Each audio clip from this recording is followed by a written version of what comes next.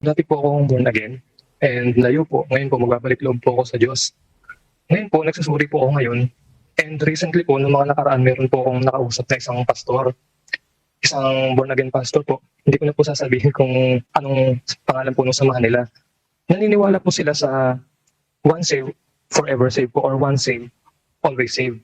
Ngayon po habang tinatalakay po namin, habang nag-usap po kami regarding nga po dun sa stand po nila, tinanong ko po kung may kinalaman po ba ang bautismo sa salvation or sa kaligtasan po.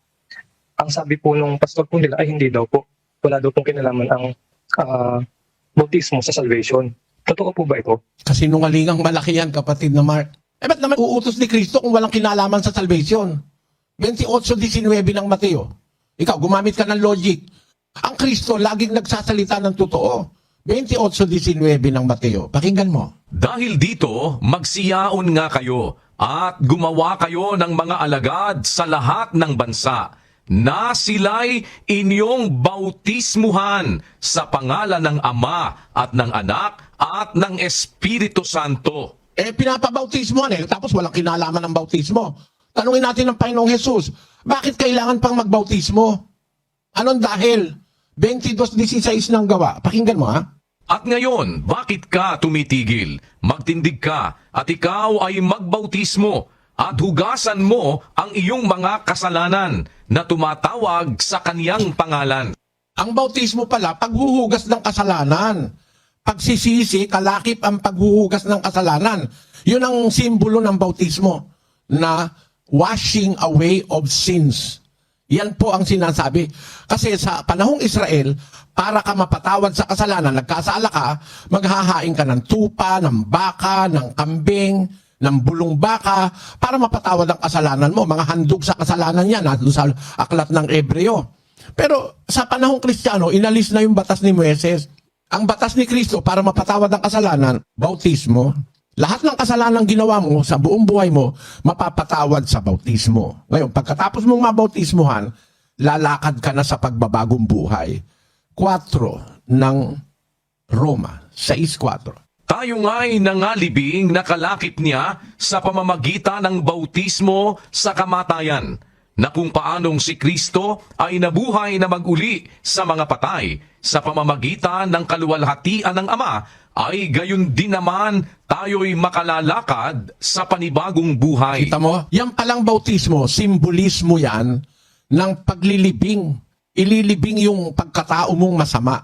Yung gumawa ng kung ano-anong kasalanan, ililibing na. Na ang symbolism yan, kung papanong si Kristo nabuhay na mag-uli after 3 days, gayon din naman tayo, yung nabautismuhan, makakalakad sa panibagong buhay. Sa versikulo 5, ang sabi ni Pablo, sapagkat kung tayo nga ay naging kalakip niya sa kawangisan ng kanyang kamatayan, magkakagayon din naman tayo dahil sa kawangisan ng kanyang pagkabuhay na maguli. Kaya pag-ahon mo sa tubig ng bautismo, yun ang simbolism ng pagkabuhay na maguli ni Kristo. Para kang patay na inilibing sa bautismo, pero pag-ahon mo, ang simbolism ng pagkabuhay na maguli ni Kristo. Tuloy sa 6. Ang sabi niya sa 6, na nalalaman natin na ang ating datihang pagkatao, kalakip niyang napako sa krus, yung dati mong pagkatao. Upang ang katawang salarin ay magiba. Yung katawan mong salarin may droga, may alak, may alkohol, may bisyo, may kung ano-ano. Yung katawang salarin na yon, ililibing sa bautismo para magiba nang huwag na tayong maalipin pa ng kasalanan. Kaya doon sa Kolosas, ang sabi ni Pablo sa mga Kristiyanong nabautismuhan sa 3:1, basahin natin, ang nakasulat ganito, kung kayo nga'y muling binuhay na kalakip ni Kristo. Ang ibig sabihin nun, kung nabautismuhan ka na talaga. Kasi yung pagkabuhay na maguli ng patay, si Kristo inilibing sa lupa, nabuhay siya maguli after 3 days. Yun naman binautismuhan, inilibing ka sa tubig, tapos pag-ahon mo sa tubig, kung kayo nga'y muling binuhay na kalakip ni Kristo. Kasi sa baptism, yun ang kawangisan ng pagkabuhay na maguli ni Kristo. Kung kayo muling binuhay na kalakip ni Kristo, hanapin ninyong mga bagay na nangasa itaas, na kinaroroonan ni Kristo na nakaupo sa kanan ng Diyos. Ilagak ninyo ang iyong pag-iisip sa bagay na nasa itaas at huwag sa mga bagay sa ibabaw ng lupa, sapagkat kayo'y nangamatay na. At ang inyong buhay natatagong kasama ni Kristo sa Diyos. Namatay ka na nung bautismuhan ka, patay na yung dating pagkatao mo, yung katawang salarin, sabi ni Pablo. Sa English, ang pagkakatranslate dyan, that the body of sin might be destroyed. And that is being destroyed in baptism. Kasi pinapatawad ka na sa kasalanan sa bautismo. Doon nag-uumpisa ang kapatawaran ng kasalanan. At yun ang umpisa ng kaligtasan sa bautismo. Basahin natin ha. Tingnan mo itong mga once save, always save na ito. Paano kayong magiging once save, always save? Hindi kayo nag-umpisa sa bautismo. Wala kayong bautismo. Tataas lang ng kamay. Born again na. Panluloko mga pastor na ito. Uutos ba ni Kristo ang bautismo kung walang kinalaman sa kaligtasan? Niluloko tao. Pati ikaw, kapatid na Mark, maloloko ka niyan pag di ka nakinig. Pakinggan mo ha. May kinalaman ba sa kaligtasan ng bautismo? Yun na nga yung proseso ng kawangisan ng pagkamatay at pagkabuhay na maguli ni Kristo. Kamatayan sa krus, tapos paglilibing sa lupa. Ang bautismo naman, ang kawangisan nun, lilibing naman sa tubig yung katawang salarin, the body of sin. Pag-ahon mo sa bautismo, yun naman ang kawangisan ng pagkabuhay na maguli ni Kristo. I want to read that in English. Says 5 ng Romans. For if we have been planted together in the likeness of His death, we shall be also in the likeness of His resurrection.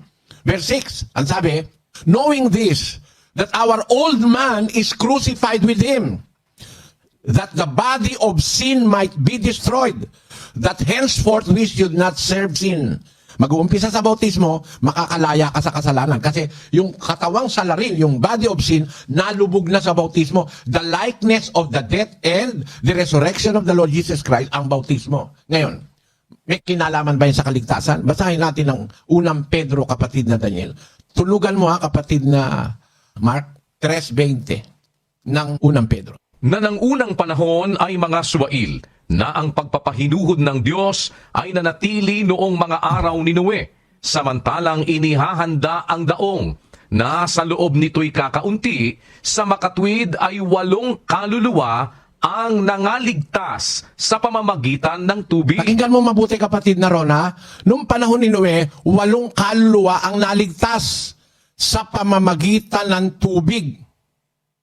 Tandaan mo, kapatid, makinig ka mabuti.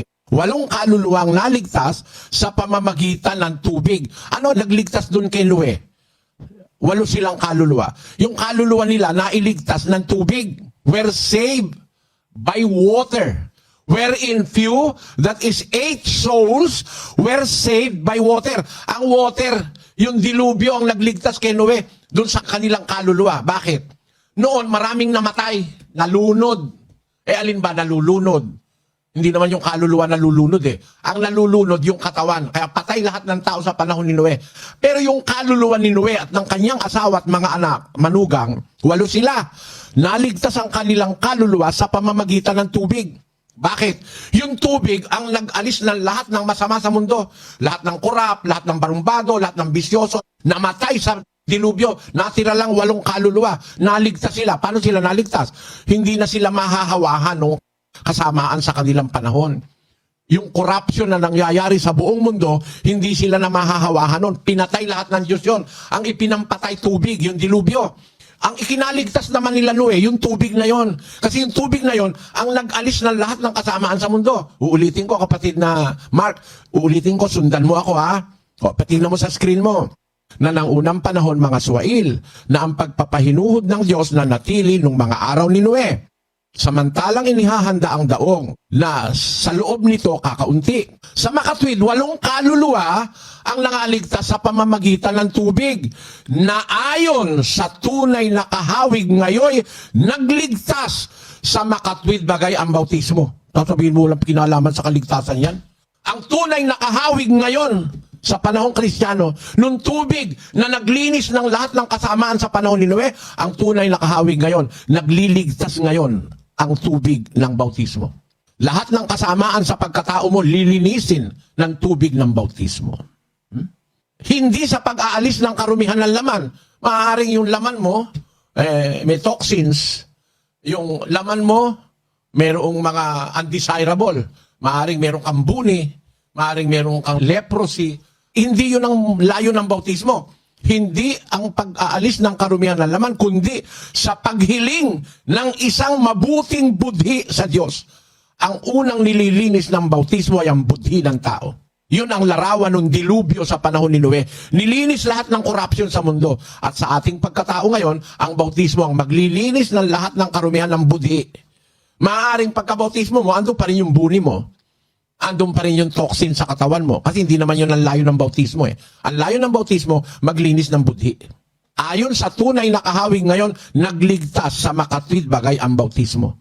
Hindi iuutos ni Kristo ang isang bagay na walang kwenta. Para mong sinabi si Kristo, illogical.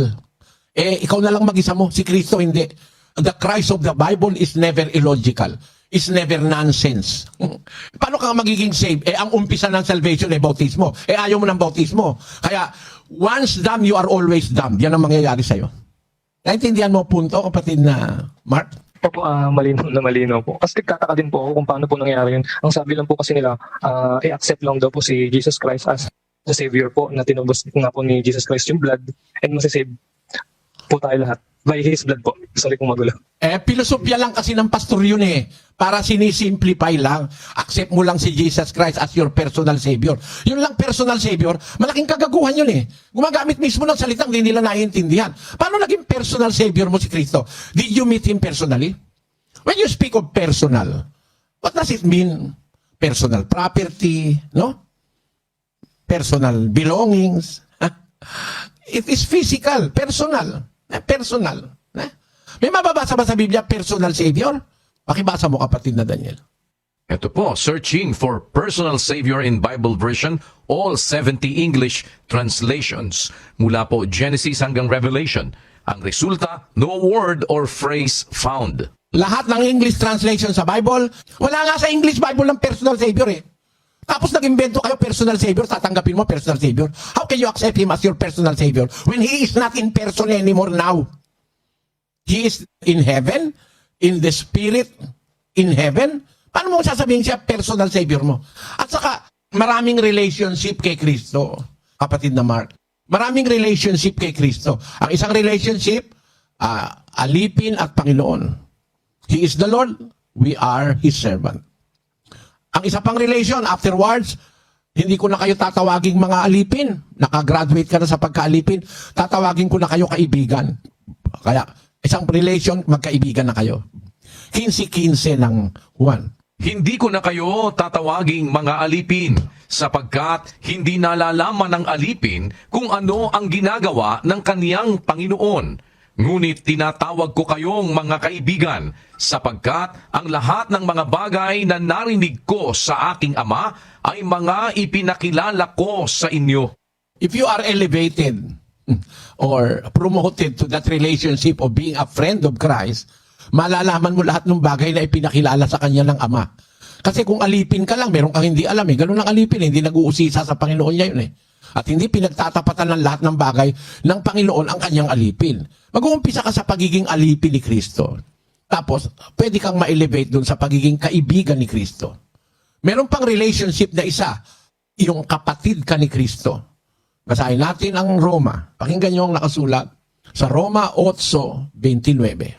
Sapagkat yaong mga nanguna pa'y kaniyang nakilala, ay itinalaga naman niya na maging katulad ng larawan ng kaniyang anak, upang siya ang maging panganay sa maraming magkakapatid. Ayan, merong relationship kay Kristo na you are treated as His brother or brethren. No?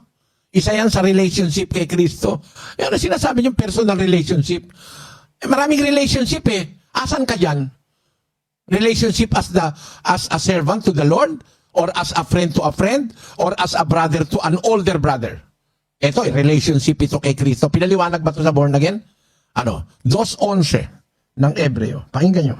Sapagkat ang nagpapaging banal at ang mga pinapaging banal ay pawang sa isa, na dahil dito'y hindi siya nahihiyang tawagin silang mga kapatid, na sinasabi, ibabalita ko ang iyong pangalan sa aking mga kapatid. Sa gitna ng kapisanan ay aawitin ko ang kapurihan mo. Yan, merong relationship na kapatid eh.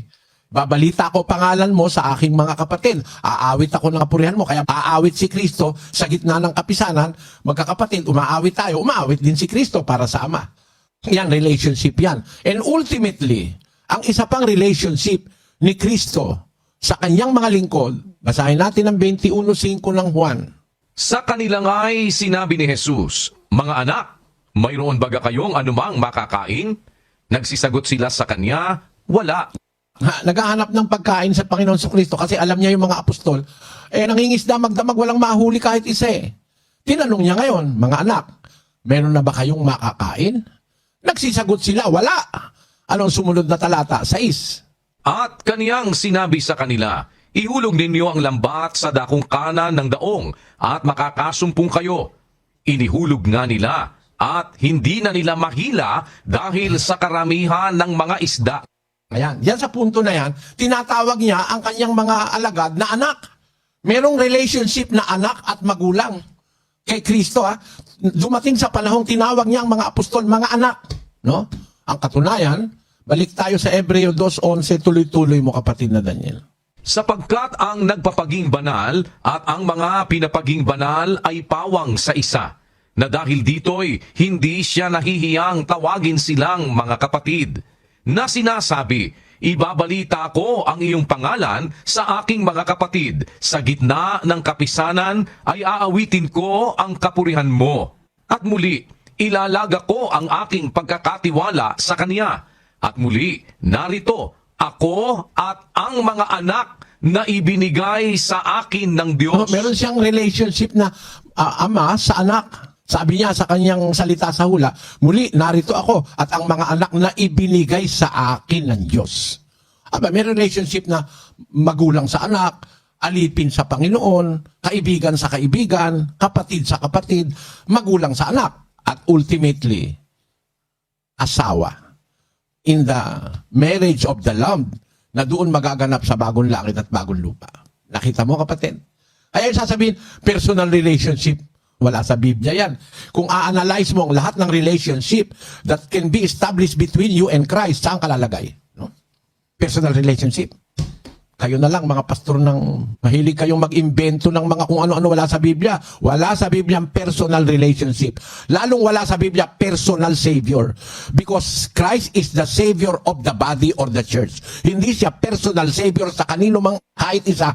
Wala nun. Hindi siya personal Savior. Basahin natin ang 5:23 ng Efeso in English and in Tagalog, kapatid na Daniel.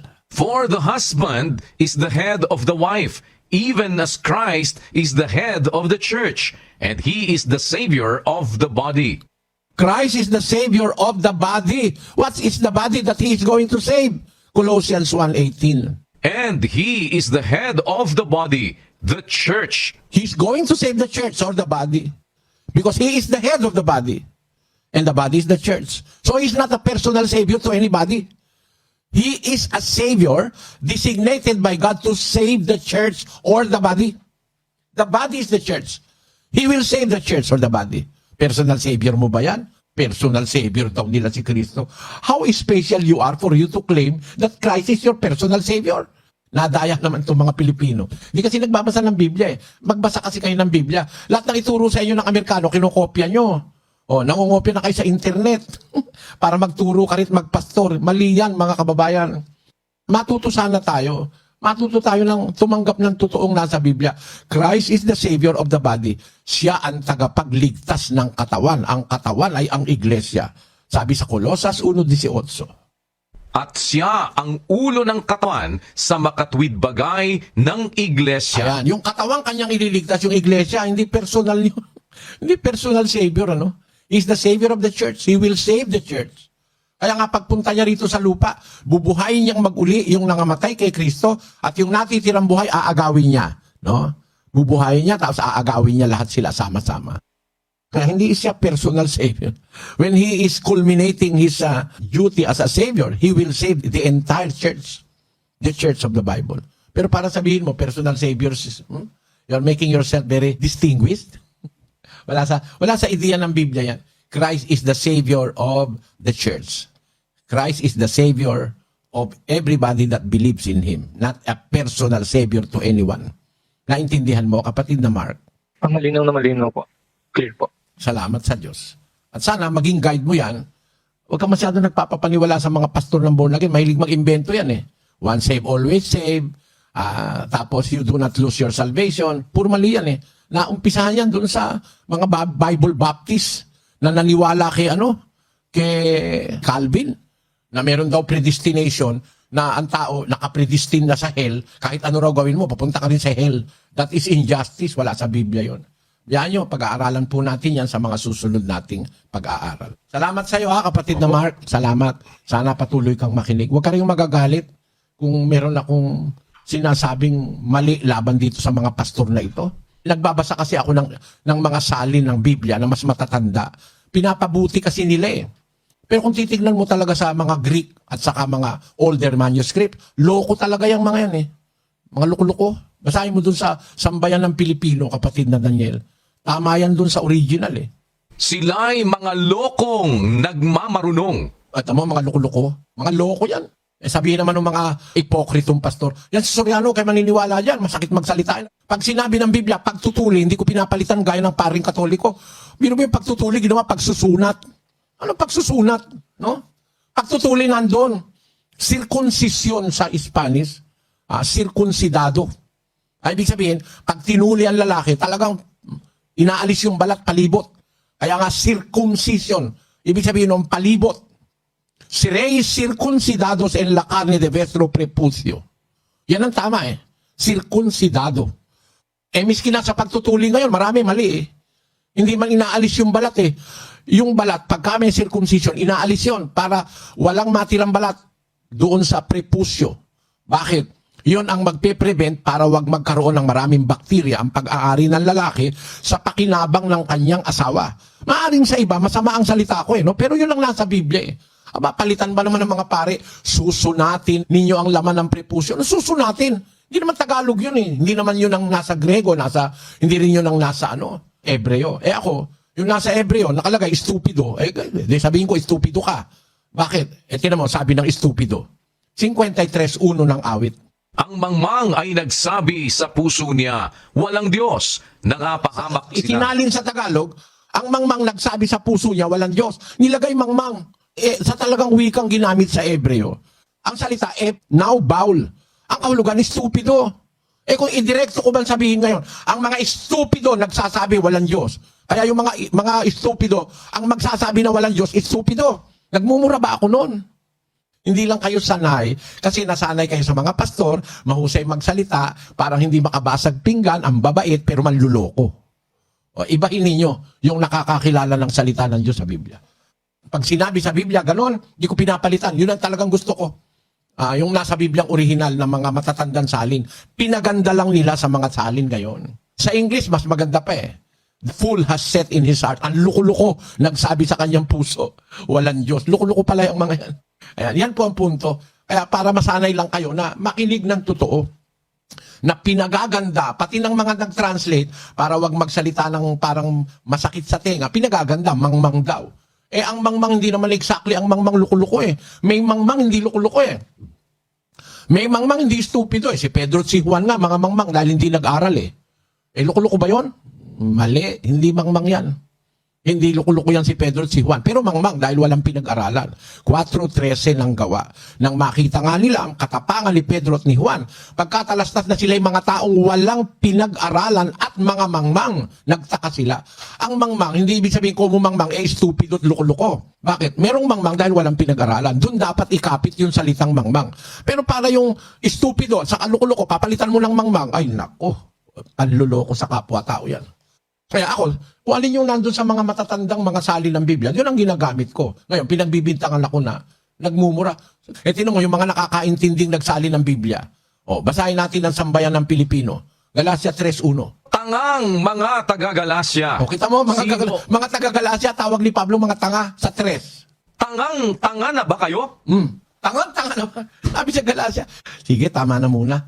Maintindihan lang ni kapatid na Mark kasi baka siya masaktan sa mga sinasabi ko.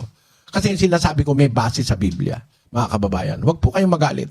Meron akong base sa Biblia. Yun ang talagang salita ng Diyos. Ayoko lang na napapalitan ng para maliligaw ang tao. Para hindi tuloy masanay ang tao ngayong makinig ng totoo eh. Pag narinig na medyo mabigat ang salita mo, galit na sa'yo, ay hindi totoo yan. Nagmumura yan si Soriano eh. Pero kung uusisain nyo sa Biblia, yung sinasabi ko, yun ang talagang nandun diwa ng Biblia. Katangahan, kaimpertinentihan, kaistupiduhan, kalukuhan. Yan ang nasa Biblia na ginagawa ng mga manlulokong pastor. Kapatid na Daniel.